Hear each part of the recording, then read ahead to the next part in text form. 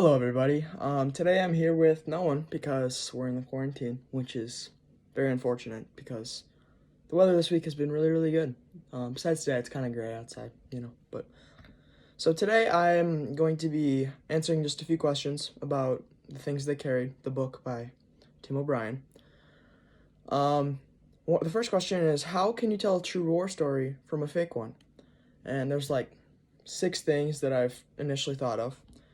And the first one was if your stomach believes it. Like in the book, he talks about how a true war story really like resonates with you, and really you can like feel it in your gut.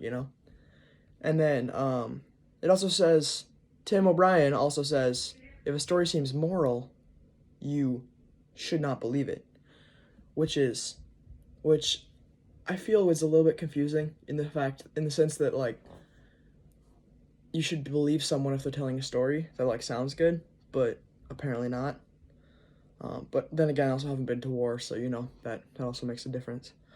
Um, a true war story can be, quote unquote, from Tim O'Brien, difficult to separate what happened from what seemed to happen. That is true for a lot of stories, I feel like, because people make stuff up, people change the story somehow, all of that jazz. If the listener cannot believe some of the worst parts, then it's a true war story. I can understand that pretty well because I feel like war is a very just horrible thing in general, which it is. Like obviously, it's really bad. People kill each other, so it's bad in and of itself.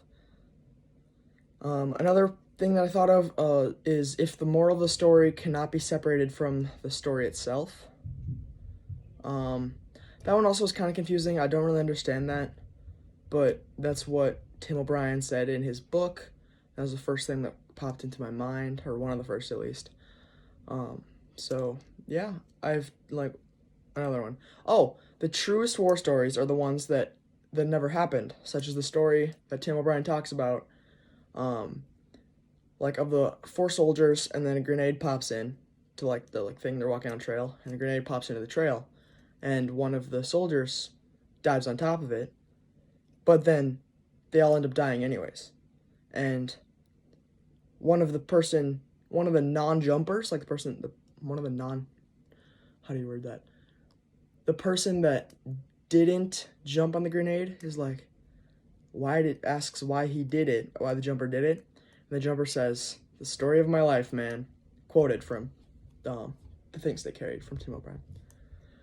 The second question is, does it matter which one is real and which one's fake, according to Tim O'Brien? And I said no because he believes that like the best true war stories are the ones that are completely fake and the ones that are like made up and never happened.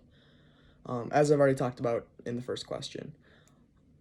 That it's still confusing to me because I don't really understand. I don't really understand it. The third question is, how does the concept of truthiness apply to the chapter? And I said that it applies to the chapter because Tim O'Brien repeatedly talks about it. Talks about whether war stories are true or fake or made up or partially real. This can relate to the entire book because the book is made up of Tim O'Brien's war stories and other people's war stories and what he thinks about the war. So you never know. You never know. The book could be completely fake, or it could be completely true, which is kind of trippy. I know. But I guess it's kind of cool to think about, though, in my opinion. And the last question is, does the truth matter to you, or does this feeling of truthiness, or rather, something, oh, let's move this, there we go, something can feel more true than the actual truth of the event matter more? I said that the truth matters to me, and I think that everyone should tell the truth, as do most of my friends that I know of. Because, lying is not good in general. The feeling of truthiness, although it can feel real, it's still not the real truth. It's just like the feeling of that causes the person or like the listener to think that something's true. I mean, I also think that it depends on the situation. Like, if someone's telling a story that doesn't matter, then you kind of got to make it exciting. Like, you can't just be like 3 little pigs, one pig made a house, and the wolf knocked it down. Another pig made a house. The wolf knocked it down. Another pig made a house. The wolf knocked it down. Then the third pig made a house, and it didn't get knocked down. Like, that's not exciting. But, like, Three Little Pigs and all of, like, the details in that makes it more exciting. But the real truth should be used in, like, important situations. Oh, sorry about that. My phone just buzzed. I forgot to silence that, I guess. But yeah, I feel like the real truth should be used in important situations. And yeah, that's all the questions I have today. Thanks for watching. It's a beautiful day outside, even though it's a little bit cloudy, but I'm sitting inside though, cause gotta quarantine. Thanks for watching. In the comments, I'd like you to tell me what you think about the video. Tell me what you think about the quarantine, even just like life, what you're doing. And I also would like to hear what you think about if the truth matters to you or the feeling of being truthful. Let me know in the comments. See ya.